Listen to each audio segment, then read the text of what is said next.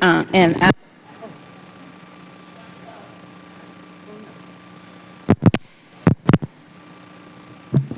thank you, Mr. Chairman.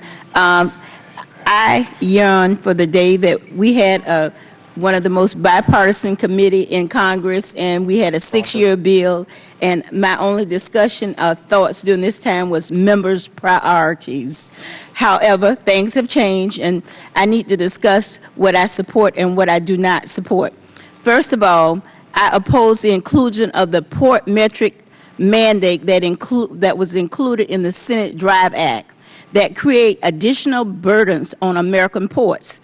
This information mandate in the Senate bill is already available and could encourage dangerous working conditions.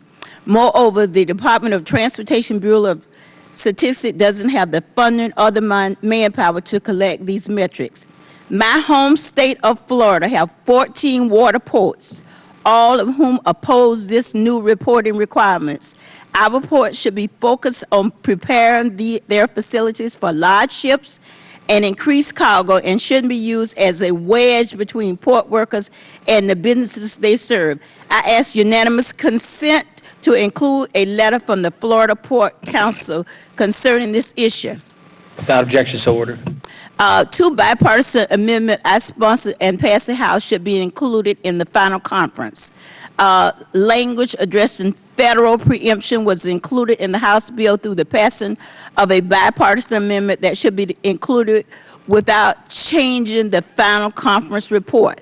Trucking companies are a critical link in our nation's supply chain and should not face difficult rules and regulation in each state they operate in.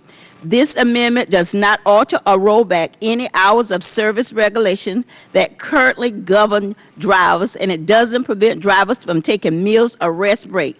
It simply allows professional truck drivers to determine the safest and best time to take a break without worrying about breaking federal laws.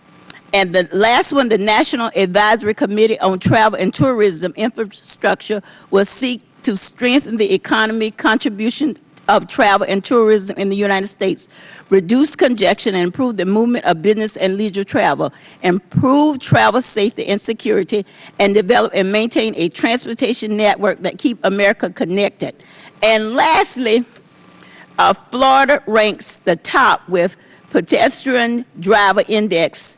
Orlando is 1, Jacksonville and Tampa is closely connected. I encourage conferees to include the safety street provision of the Drivers Act in the final bill.